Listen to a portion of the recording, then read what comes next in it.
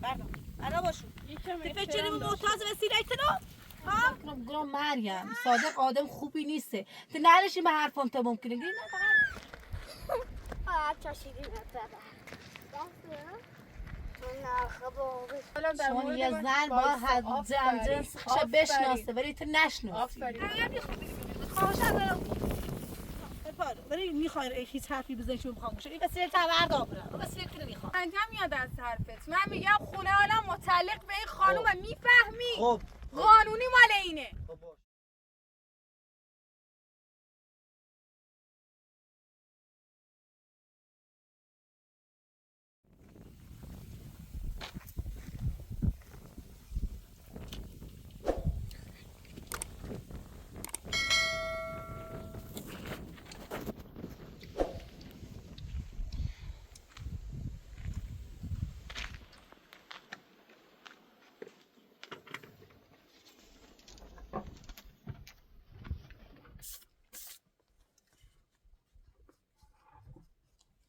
Tamam, çeşim.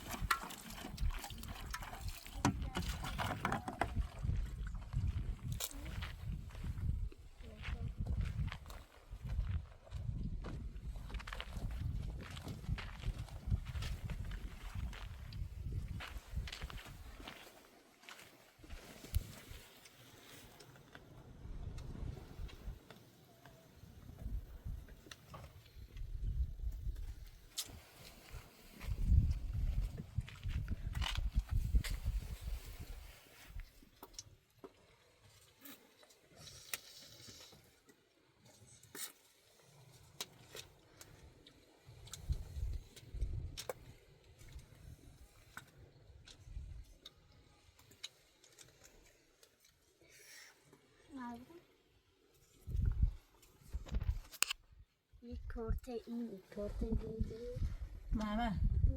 مامان جدول ضرب تمرینش بنویس هی تمرین کن ها یادت من یه بچه بخوام دفتر بنویسم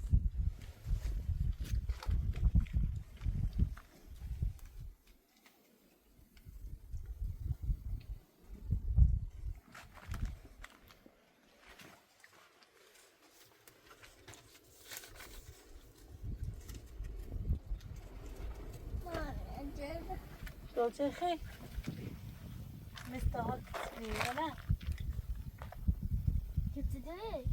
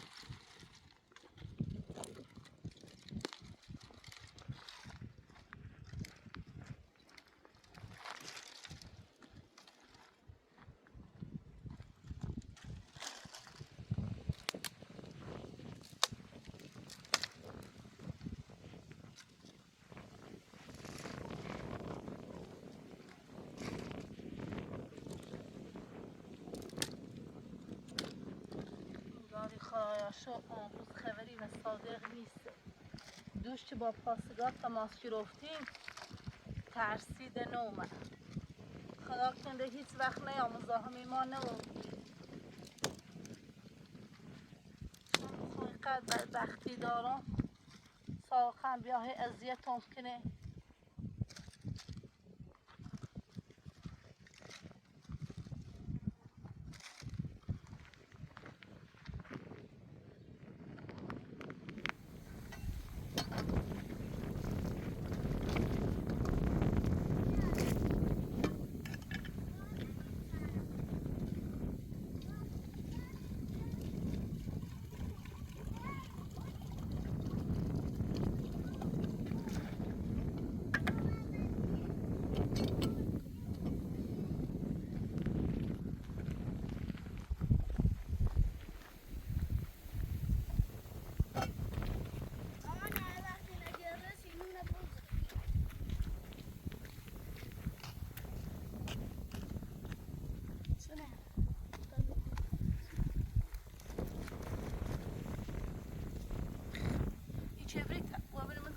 Adam şuna buan, baba tu bir şey hava gelmemeye neden. Bırak.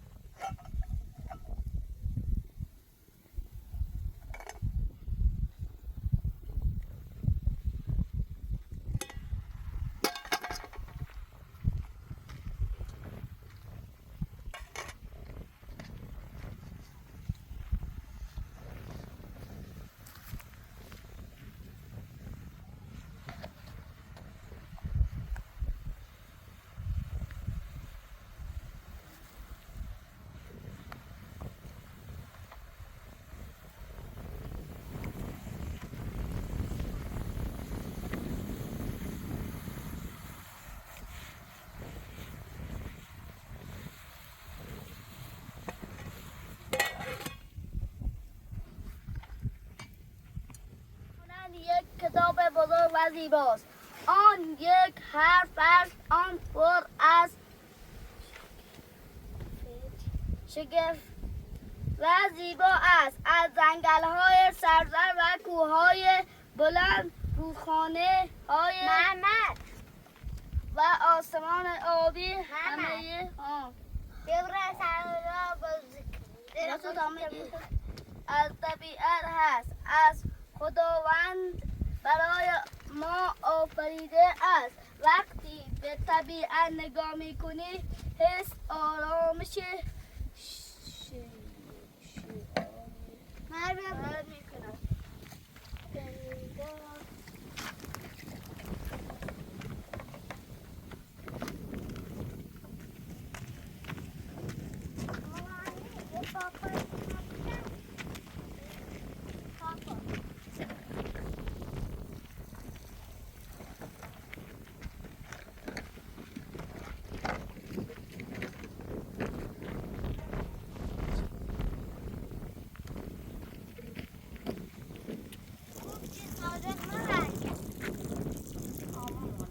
زنگ پاسگاه بریم ترسید این طرف رو ببینیم.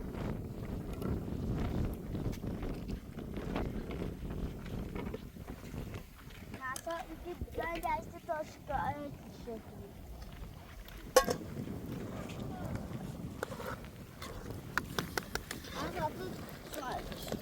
شکایت شکلی اضافه لحظه خمونه بری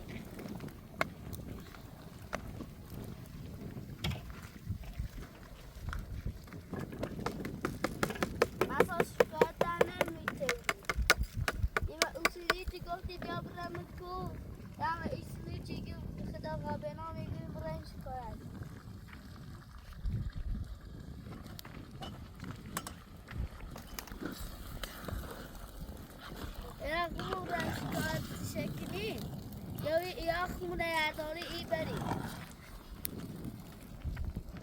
مامانی میخوابه ترسی هیچ وقت نیلم دست صادق و شابه رسی چه ایشانه بوره خیالت راحت عزیز بدار جونو محسا در پاش برش محس تورینی مجری کرام مجری ماما یه پیشتک شو ماما رو من زندان تو با من آرام دست بده سخت با من چاشیدی نتبه دست من نخبابش بیا تنو من رفتم بیا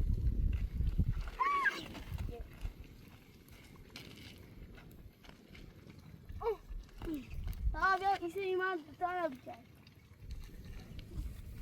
میشه برم دا تحت باده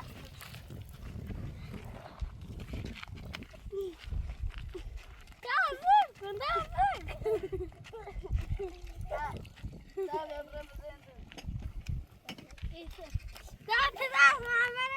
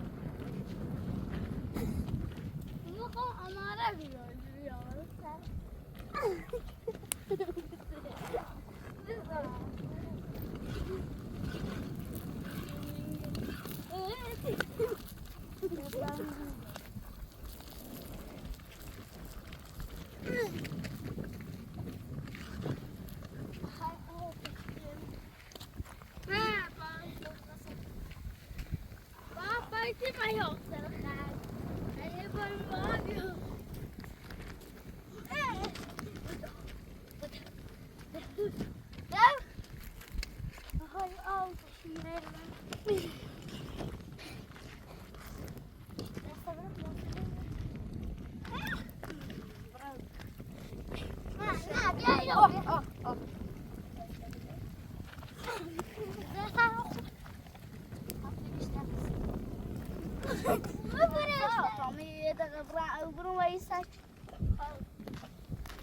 بچه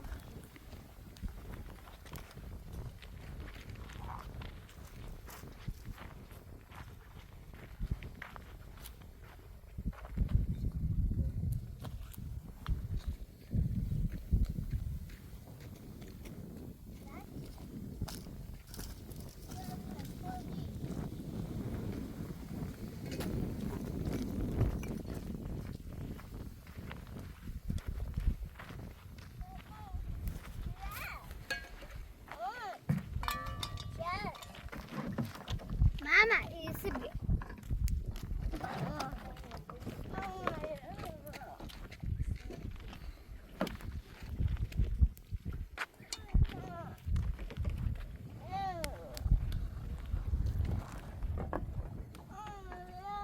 ماما این خیلی نپخته باید قشنگ بپسه بره از دم بچشوسی بیو تا امارو بیو بخلو بیو خیلی نون خالی بره به تای بپسه بسا مامانی داخل صادر یه چنون بره جو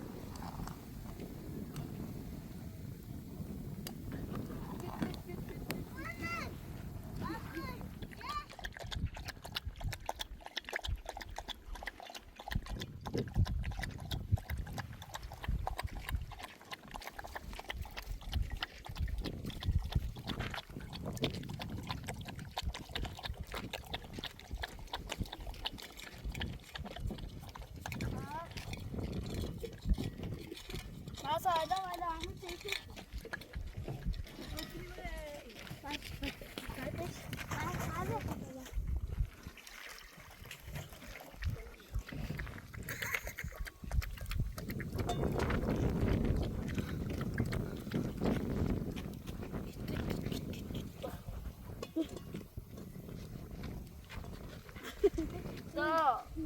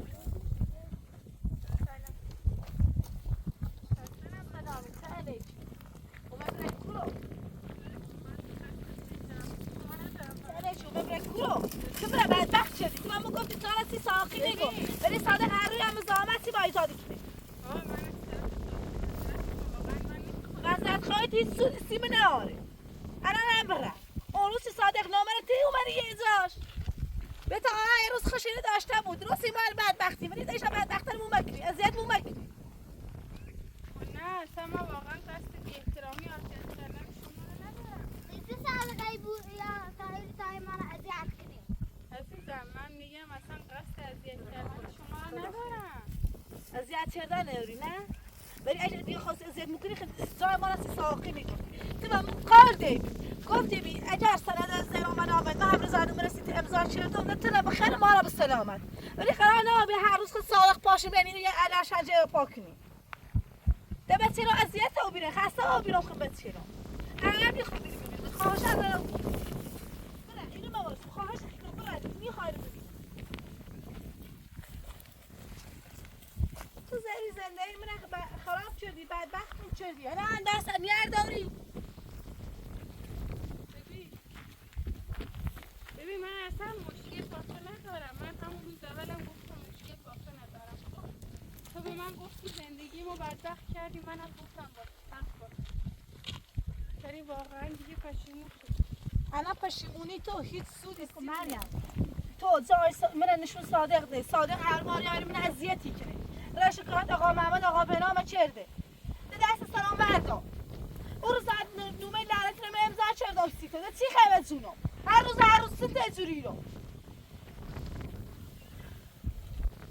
انا برسه تو بچه رو میگه سرو صادق هیا اذیت شکری خشو استرس جان چون ترسیرنه ده تو اومه بره کورو خواهش تکنو از زیر برد برای من میخوام ببینم برای فقط برای میخوام ببینم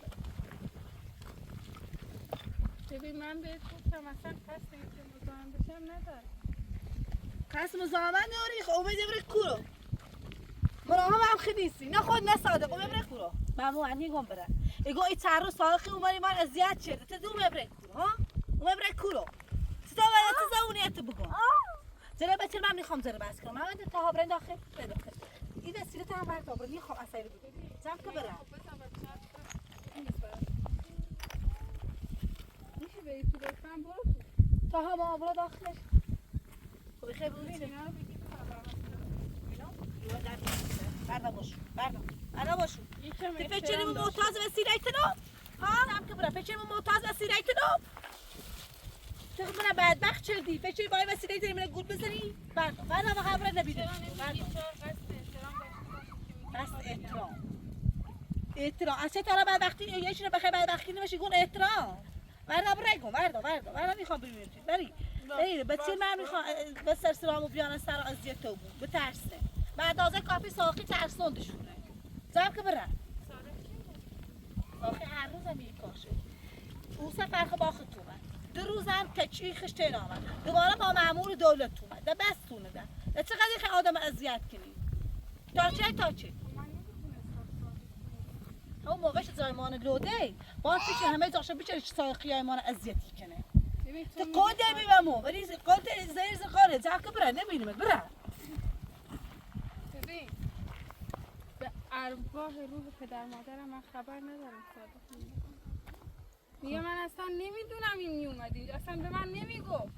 ببین روز اول فقط به من گفت مریم میرم اینجا بچه‌هامو از دور میبینم میام. اومد اینجا من نمیدونستم واقعا. خب الان چه خودتونیده الان سودی داره.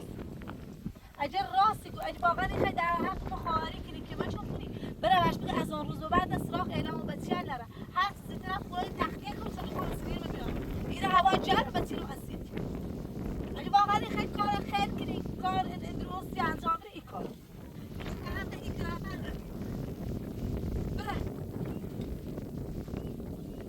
تو همه ماما بیدا بیا بچه بیا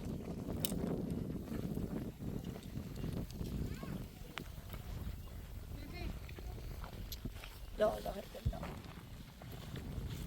حالا چیه خب وایسا. الان حرفش باید بذاری و بعد زیرش الان من برم ما جایی که بیرم این رفتم این نیازم و خجالت باید برفتم نه پیسی سلام ویسی دو من هر روز آدم من این خواستم من نمامه دو بیسی چه هر روز یومه دل ایزاری چه هر چیزی تر از آدم من امضا میخوام ازدواج کنم الان چه تجوری ببین فکر کنم این چند سال از ما من کار ندارم. اصلا حرف زنه باطل نارا جمع که بره ببین وایسا میخوام برات توضیح بدم. خود چی بود تو؟ وایسا میخوام برات حرف بزنم. وایسا ببین الان چرا نمیذاری من باهات حرف بزنم؟ خب بذار من باهات درد بزنم. میذاری اصلا تو معلوم نیست داری چی کار میکنی. خب بذار من یه لحظه باهات حرف بزنم. داری نشستی چه باید گفتم بره اومری بشینی بره پا جا خوش چلی بره پا من این خوابات حرف ببین بزنم لطفا نه لطفا هیچی سر جای من خواهر بزرگی ما داری بشین باهات جای خواهر بزرگ هیچ خواهری بدبختی خواهر داشته نیخواه بره پا ما حسین نه بره پا یه لحظه خودم میگم وایسا. مامان چه خبر داری؟ مامان هیچی تارسی صادق ایوم اذیت موچه ایوم مزاحمت اجازه شه ایسا الان لابد خانمشو بیره بره پا بریده بری میشه بریم داخل حرف بزنیم؟ آخر حرف بزنیم؟ نه حرفی داری همی بیرون بزنش بره پا اصلا منی خواه حرفت رو گوش کنم بره پا بره پا بابا میگم میخوام باهات حرف بزنم. چرا نمیفهمی؟ میخوام باهات حرف بزنم. خب در مورد چی خیلی با من حرف بزنیم خب نمیذاری حرف ما بزنم. قرار یه معامله انجام بریم سند خونه بزنیم و اسم ما هم رضایت نمره بریم تو ده هیچ حرفی بینمون نیسته بره پا برگو بریده بری اصلا زبون خوش خالی دیم بابا وایسا تو. میگم وایسا. میگم وایسا میخوام باهات حرف بزنم. در مورد چی خیلی حرف بزنیم خب نمیذاری. بری میخوای هیچ حرفی بزنی چون میخوام گوشه این وسیله تورد برم وسیله که نمیخوام جمع که برم وایسا نه با خود بود ما محتاج وسیله که نیستم نه بردا بود یالا بردا برم میخوام بازم میگم میخوام باهات در مورد چی حرف بزنیم آی حرفی که باید بگفتن گفته بده نکنم چیزی بود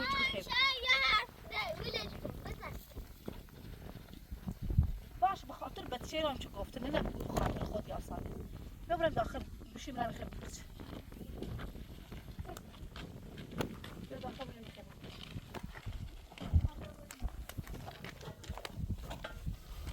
بیا داخل من خیلی بگوید دیگه ما خواستم بیدید سکاش کنم این تو رو آقا بزنم بعد گفتی یه حرفی که خواستی بگو چه یه حرفی که خواستی بزنی چی بی هر مهم نیسته ولی بره عجبه ما بچه رو ربط داره بگو هر ماجرا خساقسی مهم نیسته میخوام جریان زندگی تو از اول برام هر چی بود از زنده ماجراش خیلی مفصله اگه بخوام بگمش اندازه یه چی تاب میگیرم ولی میگمش چی بگمش او بارخه خومه بچه سینزین چردی بی مدرسه تو کورنه با چی ایران با چی این خواست این آدرس دقیق قشنگ چی و هممون بسونی من فقط با سر رضایتنامه خود خاله رضایتنامه دای دو چه یاد یا موقعی که خواست رضایتنامه امضا کنم گرام مریم صادق آدم خوبی نیسته تو نرشی به حرفم تو ممکنه گیری نه فقط رضایتنامه رو برم میخوام برم خب الان تو بسی سینه باش ازدواج کنی امید تیم چی کنی ببین من یه دختری بودم بچه بودم تو سن 5 سالگی توی سفر مشهد پدر مادرم از دست دادم تا 8 سالگی پیش خانواده مادریم یاسو زندگی میکردم، ولی چند مدت بعد عموم اومد پیشم و بوی ارثی پدرم بهش اومده بود. 2 تا زمین 8 سالگی دیگه اومدم پیش خانواده عموم اینجا بزرگم کردم تا الان که 21 ساله. بعد یه روز خواستم برم تو شهر خرید، با صادق برخورد کردم، دستش شکست. من به علت اینکه گواهینامه نداشتم خواست بره شکایتمو. منم گفتم من شکایتمو کرد بدبخت میشه. خلاصه گفت باشی من شکایتتو نمیکنم. با من حرف زد، آرومم کرد، به راهی اومد جلو. بعدش کم کم دیگه متوجه شدم که وابستگی پیش من. بعد به من گفتن عموم زنمون به من گفتن که رفتن تحقیق کردن صادق زن و بچه داره. من از صادق که پرسیدم قبلا به من میگفت که همسرم اصلا تعادل روانی نداره، بیماره، اصلا کار نمیکنه، تنبله، خیلی چیزا در تو به من گفت. اگر کسی بیاد از اینجوری حرفا به تو بزنه تو خودت باشی باور نمیکنه؟ نه چرا باور نمیکنی؟ تو الان در چون مورد یه من زن با جنس بشناسه ولی تو نشناسی. آفرین. الان وایسا تو هم منو نمیشناسی، به من میگی دروغگو، ولی من دروغگو نیستم. من دارم حقیقت زندگیمو واقعا دیرم با چشم خم دیرم. باشه خودت هم قضاوت نکن، من دارم بهت میگم الکی قضاوت نکن، تو هم منو نمیشناسی. ببین خانم داشتم اینو بهت میگفتم، بعد عموم و زنمو خیلی به من اصرار کردن که صادق مردی که تو میخوای نیست، اون مرد ایدئال بایه‌هات نیست. ولی من چون که صداقت تو چهره‌اش دیده بودم، خام حرفاش شده بودم، گفتم من باهاش ازدواج می‌کنم. ولی بعد از اینکه ازدواج کردیم واقعا دیگه من فقط تو قید زمین داشتم با خون. من اومدم به خاطر اینکه صادق چند مدتی ازش خبردار نبودم، بعد فهمیدم که صادق به خاطر بدهکاری خونه رفت زن. منم دیگه واسم مهم نبود. اومدم رفتم تا دیدم 1 میلیارد و 500 میلیون بدهکار دارم. منم اومدم تنها زمینای پدرم رو فروختم که فقط بتونم اون آزادش کردم از زمین. بدهکاری‌ها شده دارم، فقط به این امید که بتونم یه روز زیر سقف زندگی. خب الان اینو چی گفتی؟ سه سودی داره سمون چه تگوشو مهم یعنیش وقتی تو اومد داخل زندگی ما بدبخت تا بیرون با ستا بچه او خونش تا الان هی ایگوی ما مثلا خریدم شو زمین پدر من فروختمه اون با دست رنج خم اون خونه نساختم درست بده کار بریم صادق را زندون بری تخ نباید مثلا بخواد آقا دستش شکوندی طور نی دیشه بری نه چه بیفته سی باش تا زن بچهش آواره کوبیا اونو بیرنه الان این حرفت هیچ سود سیم نهاره خواستی یعنی اینی نبشنفم این نخوام دونستم اگه شنیده بودی 8 بار متوجه میشدی. من میگم به صادق گفتم دیگه بهت میدن قبول نکرد. خصوصی رو با حرف بزنی خب من نه وقتی فهمیسی عمود بزنم عمود بعد گفته صادق زنه بچه داره اون با من حرفی زیری چی میگی تو؟ من میگم موقع من وابسته شده بودم کار از کار وابسته نه میخوای سن زانو قمه به قلب جری فکر کنی مثلا این حالت ببینم سرت خونه نیدمت مثلا بگم ها صادق ازیتی که به سرت خونه نبوه نه به حرف هیچ خبری نیست برا پا بره بری رو حرفت عربی سو این اصلا اینشو به داخل حرف بزنی. ببین حتی دیروز من و صادق رفته بودیم دادگاه، میدونی به جرم چی؟ رفته واسه محمد و بهنام پرونده تشکیل داده که آدم رو بای کرد. حتی اومده به منم بذار حرفمو بزنم. نگفتم نمیدونی. حتی میدونم من اینجا داد و بیداد کرد. تا گفتی بلد نونستم یه چی بابا میگم دیشب بهم گفت خب من دعوا کردم اومدم اینجا. من اصلا قصد نداشتم بیام اینجا. واسه دارم بهت میگم. خب بعدش رفتیم به جرم آدم رو پایی از اونا شکایت کرد به جرم اینکه زورگیری من خونه رو کردم به نامشون. ولی من اومدم بهشون گفتم راحت گفت من اصلا ندیدم که صادق و کسی بخواد به دوست آدم رو مایی کنه. منم اصلا به زور نرفتم خونه رو به نام هم نکردم. من خودم با رضایت کامل خودم خونه رو زدم بهتون. خب الان این کارش چردیه انتظار نداشته بگم دست در نکنه چون باید این کار انجام بری وجدان تو قبول میشه چه بخواستی دروغ بگفتیه چون واقعا خدا پای خودم استند خونه نظری و اسممو زورگیری هم در کار نبی. یه چیزی بهت بگم بگو. من رضایتنامه رو نمیخوام. حالا مثل اینه که من یه آدم خیری ام. روز اول یادت گفتم من خیرم. حالا من همون خیرم چون رضایتنامه رو نمیخوام با صادق هم نمیخوام زندگی کنم. فقط اومدم اینو بهت بگم مواظب صادق باش خیلی خطرناکه. من نمیخوام با اون زندگی. من دیگه واقعا تموم. من میخوام اینو بهت بگم برگرد به خونه اولت درست زندگی تو ادامه بده. ببین من خونه رو به اسم تو زدم رفت تموم شد. فرض کن من اصلا یه آدم خیری تموم بدهکاریات دادم برگشتی تو همون خونه که به قول خود زحمت کشید. من یه آدم خیر تموم بدهکاریات دادم. میخوام بهت بگم که اگر فردا روز برات مشکل پیش اومد اینو بدون خیالت راحت، هیچ مشکلی از طرف خونه واسه تو پیش نمیاد. خونه کاملا به اسم تو. من فقط واسه این ناراحتم چرا روز اول نیومدم واقعا با تو حرف بزنم، چرا نیومدم مطمئن بشم از خودتو بپرسم. ولی خب نمیشد. صادق هر بار بگی با اون جلومو میگه نمیذاش به تو نزدیک. بعد میگی چرا منو ندیدی، چه جوری باید میومدم، نمیذاشت.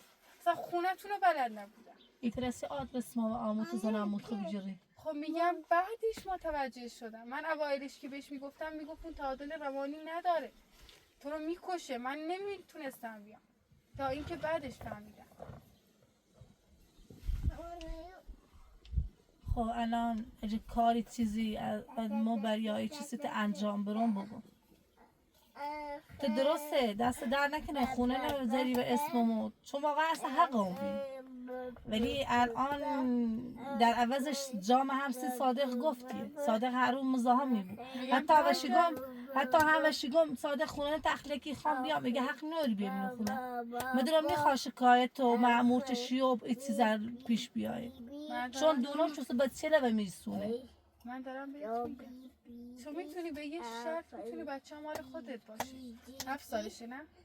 اینا خب میگی الان دیگه نمیدونم 9 سالشه. اینا حق دارن تو دادگاه بگم من میخوام با مادرم زندگی کنم. اینا حق دارن بگن پدر یا نه. اون چیز دیگه است. اون خودشون تصمیم میگیرن، نه قاضی حتی ازشون سوال نمیپرسه. 18 سالگی قاضی نمیپرسه که مثلا فلان با فلان کس تو میخوای با بابا مادر باشی. اون خودشون میرن دادگاه میگن کی رو میخوام.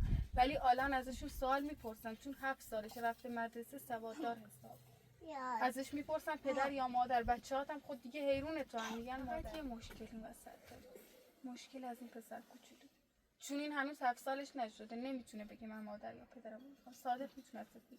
یه راه حل بیشتر نداری. وکیل بگی. پرونده بساز وکیل بگی. من واقعا دلم برات سوخت. من داراییمو دادم رفت ولی میگم خدا رو شکر صادق ندارم، فقط اون ماشین که واسم مهم نیست. اصلا اونو میدم در راه عاقبت پدر مادر. خونه رو میگن واسه خودت. من بدهکاری رو دادم کامل به اسم تو در ازای هیچ چیزی. تموم شده. من دارم بهت میگم یه وکیل بگی ولی هزینه وکیل خیلی بالاست. هزینه وکیل بالاست. بذار حرف بزنم. بیا از این بهنامه اگه میشه کمک بگیر، اگه هم نمیشه هر جور شده وکیل بگیر واسه پسر کوچولو. من واقعا الان شرایط رو دیدم در این مدت دلم برات سوخت. واقعا دلم اول برای خودم سوخت که جوونی ما پای کسی می‌خواستم بسوزونم بعد به پای که تو که پای کسی سوخت. واقعا خیلی واسط ناراحتم و دوست دارم که واقعا بچه‌ها کنارت خوشحال باشن. بیا یه کار کن. فقط این بچه رو برای تو انجام بده. خب قبل از اینکه بخوای موضوع وکیل مطرح کنی این میخوام آقا بینام قبلا باش در موردش حرف زدیم. آقا بینام هم وضع مالی خوبی نداره. سی همیه تا مثلا داخل اتاق وکیل را باش هم حرف زد. ولی وکیل گو سی چه بخوام پرونده رو دست بگیرم سی پیش پرداخت باید یه مقلب اول بپردازیم. ولی ما دست می‌خوری به پیچ نداریم گوش چرنم. بگه خب اجری بود در حق مخاهری که درست این چند وقت اذیتم کردی خد صادق. یک کار که صادق و او خونه بزنه سرا تا ما بیام داخل خونه خود. واقعا خود خیلی شرایط ایره هوا چقدر گرمه با تشت بزا درست کردن سخته. 3 تا بچه خرجشون کور بیاد. سلام آقا بینم خوبی؟ سلامتی قربونه. و ایشون اومده اینجا چیکار کنه؟ الان دوباره صادق فرستادش دوباره بیاد زنگ دعوا کنه برای سند خونه؟ من هم اولش آقا مثل فکر چرام ولی بدبختم صادق سرش که در نهار اذیتش کرده و خوب پناه آورده. یعنی چه خب با این هیله داره میکنه اینا داره میخواد فریبت بده. آقا بفرما. آقا بینم اگه باید وکیلی سی تاها بجر چی داره میگی؟ نگاه کن خانم محترم که بلند شدی اومدی اینجا چیکار کنی؟ اومدی زنج دعوا را بندازی یا اومدی یه فریب اعلام فریب لیسانه دوباره اینو بگی؟ بلند شو از اینجا برو لطفا چند دردسر واسه اینا درست نکردی تو چی؟ گناه داره ما الان وقتی ماجرا زنده اشتش نفتم خیلی دلم سیستم. حالا بفرما داخل بشی تا با هم حرف بزنیم. من با این خانم خواهد صحبتی ندارم. خب چون هرچی وعده و قول داده رو هیچ کاش عمل نکردی. بعدش هم من امروز اومدم پیشتون گفتم اگه حاضر باشی میگم من اصلا نمیدونم صادق اومد اینجا یا نه. اصلا نمیدونم، خبر ندارم. چی میگی واسه خودت؟ تو خودت جای ما رو به صادق لو دادی، حالا میگی اصلا نمیدونم خبر ندارم. بعدش هم من اومدم اینجا بهت بگم خب زنگ بزنیم به مأمور سند خونه رو برداریم بریم اون خونه. خب صادق رو بندازی بیرون، شما برید اونجا زندگی. الان آماده بشید چی بگی؟ آقا برام وقت صادق داخل خونه است تو برای ترسم سیمون درد سر یعنی چه صادق داخل خونه؟ وقتی که مأمور دولت رو برو صادق مجبور من میتونم در عوض یه کار واسه اعلام قانون کنم. ببین من خونه رو الان کلا مفت و مجانی دادم به این، واسه هم گفتم مفت مجانی نداد. وایسا! رضایت داده به تو. من به تو گفتم چی؟ رضایت داده به تو. نه تو براش توضیح بده. من واقعا حرف زدم حوصله ندارم. من میگم من رضایتنامه دیگه نیازم نیست، نمیخوام وایس زندگی کنم. پارش کردم الان اون خونه رو من دیگه زدم به نام این، پس میشه هیچ بدونی. من روز اول به عنوان خیر اومدم اینجا، واقعا هم خیر شدم. من میگم خونه رو دادم به این بر. خب هیچ چیزی هم تو دست صادق نیست، چون سند قانونیش من حتی رفتم تو دادگاه بهشون گفتم که من خونه رو زدم به نام ایشون با رضایت کامل خودم. خب الان هم من میتونم صادق رو مثلا به گونه یک کار هر چیز شده از خونه بیرون کنم، کلید خونه رو بیارم تحویل این بدم این بره. خب چه ربطی داشت؟ خب بعد چه ربطی داشت دیگه؟ خونه ببین تو هدفت اینه صادق از اون خونه دوسته. چی من میگی؟ هدفم این نیست که صادق رو با یه فریبی بیرون. من هدفم اینه که از طریق قانون اونو بنداز بیرون، نه اینکه الان تو میگه بیای از طریق قانون. بابا خندم میاد از حرفت. من میگم خونه حالا متعلق به این خانومه، میفهمی؟ خب قانونی مال اینه. خب باش. خب بعد چرا میخواد با فریب صادق رو بندازی بابا بیرون؟ چی میگه این؟ چرا این میخواد میگه کلید بیرون بیار بدی؟ نمیره. میره. من وقتی میام که- کلید خونه‌شو بهش تحویل میدم وقتی آقای که- محترم. وقتی که مأمور دولت داره اونجا خب صادق رو میندازه بیرون. این حرفا واسه ببین خودت. من خونه رو نمیخواد. میام الان از قانون. اینجا برو. برو. میتونی بری. ببین من بهت راحت میتونی شما هم داری زنی گوشی. بعدش هم من میخوام از رئیس قانون خب صادق از اونجا بندازم بیرون، نه اینکه برم تو بیا کلیدو به این بدی که اینا رو من ببرم من بذارم میگم اونجا خونه سر کای دیگه- صحبتی کنم که دوباره صادق هی بیا مزاحمشون بشه هی باهاشون دعوا کنیم. صادق رو میخوام از طریق قانون بندازه بیرون که اگر یه بار دیگه مزاحم اینا شد زندانش کنن. نمیدونم من حرفامو زدم شما چی؟ منم بهت خب گفتم الان شما خیالت تشریف بردین اینجا از سر برای خونه- چی؟ اومد اینجا چیکار کنی؟ ببین اصلا من حال ندارم توضیح بدم. توضیح دادم. خب میشنوی که چی گفتم بهش. لطفاً بهش توضیح بده. من اومدم فقط به عنوان یه خواهر باهات کرده کردم حرفامو بزنم. نگاه کن این تموم شده نیرنجا رو رفت. از صادق باش، یاد گرفتی. باش. برو می‌خواستی من دوباره یه میرم. کلاه خب، دیگه اینا بذاری سر خودم. این خب ولی مواظب نتونستی. خودت باش. باش به سلامت.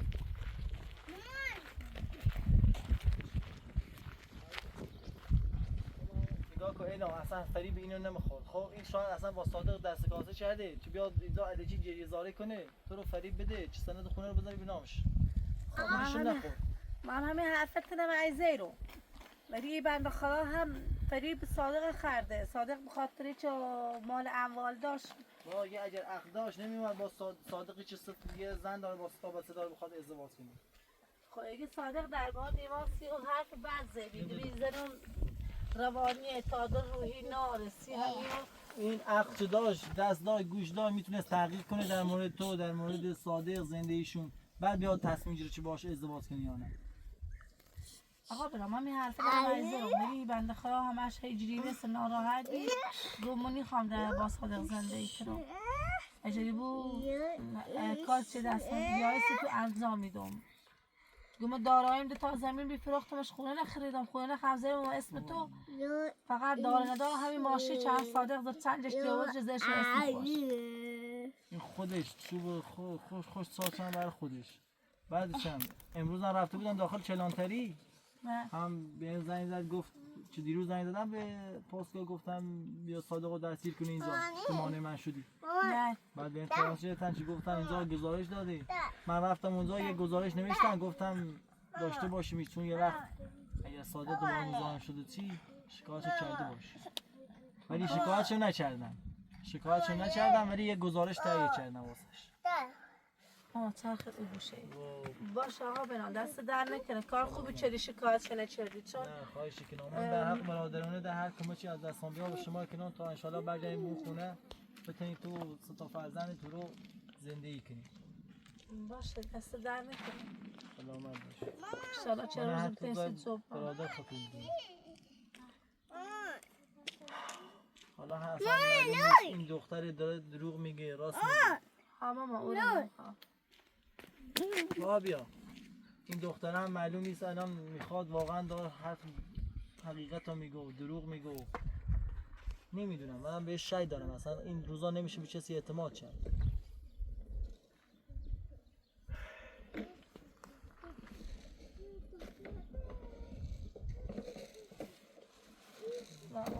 فراموشی مغازات من دست در نکن من نهار خوردم خونه خوب مغازات خبر همون که روی مگ اسمم یک تای همون روی مگ مدرسه تو کجا با چی روی با چی اسم تو سنه آقا من اینا خودم میدونم ولی شما باید مسا زن باشید خب گول امثالی مثل صادق و مریم رو نخورید. بعدش هم باید همیشه کمک‌حال مادرتون باشین و من قشنگ حرف زدی گفت باید آقای قاضی ما بپرسید گره که مادر بیاد من گفت مادر بیاد باید نه حرف زد اصلا وقتی میخواد چی بگیریم باید پول پولم باید خیلی زیاد چیزی دارو با چون میخواد بگیریم ما اصلا سمت اون وکی نمیدیم شاید بخواد فریم بگیریم باید خودمون بگیریم نه چیز بدرو بخمو برای چیزی میگم اعلام بله نمیخوای حالا زنگ بزنم به مامور چی بریم تو خونه؟ ها؟ نه حالا آن روز الان به نصف روز رفته وقتی نیاری که بخیم بریم بیام شوی حداقل نه بعد اون روز که مریم اومد ایره اگه الان بریم صادق شچی کنه او بنده خدا هم گناه داره سرش صادق کنه اذیت نه خب تو الان دیگه میخوای امروز فردا میکنیم واسه رفتن روزا اینا شاید اصلا یه اتفاقی افتاد من میگم هر چی سریعتر دیگه با مامور و سند خونه اینا رو جمع کنیم بریم اونجا صادق رو از اونجا بندازیم بیرون که شما برید بتونید اونجا دیگه راحت زندگی کنید. آقا برم حرف درست آقا بنام حالا انشالله که فردا همون سیما حالا باشه ببینید چیکار کنی اگه اتفاق خاصی نیفته فردا تخلیه کردی بالا ها اون امایت اشا بیمنش پیشی منی لو تاشا بیم هیچی تو دست صادق نیست وقتی که سند خونه به نام الهامه خب وقتی که با دولت بری اونجا صادق دیگه هیچ کاری از دستش بر نمیاد فقط این که صادق میاد مزاحمش نشه که تو محمد و طاها رو هی نیاد بگو باید ازت اعلام بگیره یه همون سم عباس این که بس اسم گریم خودش تا بیا بشی تا بیا بشی والا نمیدونم چی بگم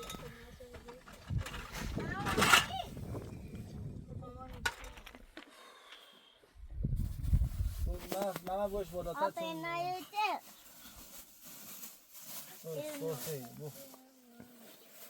ماما یوچه آقا برم نخواب من نها خوردم دست زنه من نخواب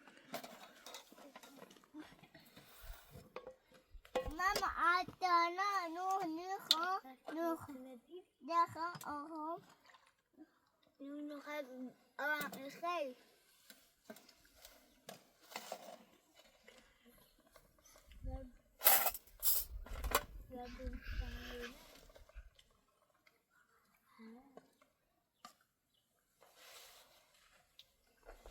آقا محمد نیومد اینجا دیگه؟ نه دیروز سهراد نومد امروز زنگ بهش زدم ماما گفته رفتم یه جایی سر کار میام پیش اعلام اینا یه سری بهش میزنم چون من صبح داخل تا هم نداشت این چی بهش میگن رفته بودم داخل بانک کار داشتم یه کارت بانکی میخواستم یه رمز پویا واسش فعال کنم بله دیگه زنگ زدم به آقا محمد گفتن صبح برو اعلام اینا یه وقت صادق نیاد و اذیتشون کنه محمد گفت من رفتم سر کار گفتن حالا اومده اینجا دیگه نیومد نه آقا محمد نومد اتفاقا بنده خدا همون روز بود که هر وقت خواستیم بریم شکایت صادقه کنی یا هرچی میخوام ایایم ایگم چه صادق جروگان جروفتون بی و اذیت میچی علیه شهادت میدم. خب تو اصلا مانع ما شدی روز دیروز نذاشتی شکایت صادق کنی. اشتباه کردی. همین الان اگه شکایت صادق ما میکردی حداقل یه پرنده رو پرنداش داشت. میتونستی از این طریق بهتر کارات زده بودی. حالا اگه دوباره دیدیم مزاحم ما بیرم شکایت شکنیم بدیم من بخاطر بچه میخواستم چه شکایت شکنیم ترسم بچه رو من بستون. حالت غذا نیست؟ نه من نهار خوردم دست شما در نکن.